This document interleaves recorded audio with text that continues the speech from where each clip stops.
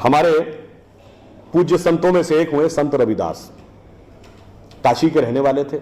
उनके पास भगवान राम की एक मूर्ति थी। काशी नरेश उनके पास गए, कहा जाता था इतनी सिद्ध मूर्ति है, आप कृपया इसे मुझे दे दीजिए।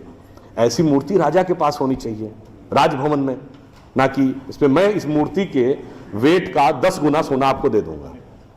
उन्होंने मना कर दिया। उन्होंने कहा जी इसके वेट का 100 गुना सोना दे दूंगा। उन्होंने मना कर दिया।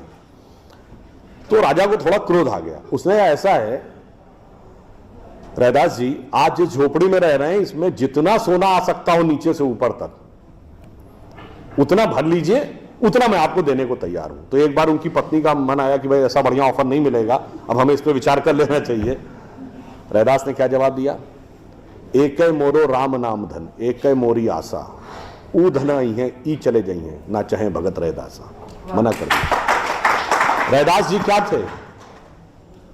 वो जूते बनाते थे, आज की परिभाषा के अनुसार दलित थे। अब आप आइए, संत कबीर जुलाहा थे, आज की परिभाषा के अनुसार ओबीसी। जब उनके बेटे ने भगवान के भजन के बजाय पैसा कमाना शुरू किया तो कबीर ने क्या कहा? उनके बेटे का नाम था कमाल। उन्होंने कहा बूढ़ा वंश कबीर का, उपजा पूत कमाल, और हरि का भजना छोड़ के घर ले आया माल।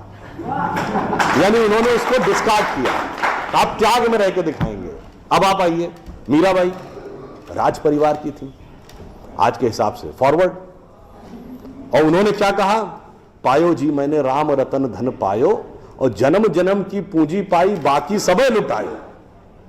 उन्होंने भी पैसे की तरफ नहीं देखा। और अंत में ये सब एक ही कंटेम्परेरी है, तुलसीदास जिन्होंने रामचरितमानस लिखी, वो ब्राह्मण थे, फॉरवर्ड आज के जमाने के हिसाब से। कहा जाता अकबर उनके पास गए। अकबर ने कहा कि आप हमारे दरबार में आकर स्थान ग्रहण करिए, हम आपको 60,000 की मनसबदारी देंगे। उस जमाने में मनसबदारी एक रैंक होती थी। तो जैसे 40,000 की मनसबदारी वॉज मैक्सिमम, 60,000 का मतलब हुआ कि राजा के बाद सबसे बड़ा स्टेटस आपका होगा। तो तुलसी ने क्या जवाब दिया? हम तो सेवक राम के हियो धरे दरबार, हमारे तो हृदय में भगवान राम का दरबार धरा हुआ है।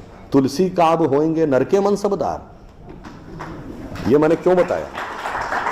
जो बातें ये अर्बन नक्सलिस्ट समझाते हैं कि शोषण किया गया, कैपिटलिज्म किया गया, अगर मार्क्स ने कहा धर्म एक अफीम है जो गरीबों को पिला दी जाती है ताकि अमीर उस पर हुकूमत करता रहे, पर यहां ऐसा नहीं था। मैंने दिखाया समाज का निचला वर्ग हो, मध्यम वर्ग हो, उच्च वर्ग हो, राज करने वाला वर्ग हो, सबने कहा जो त्याग करेगा वो महान हो।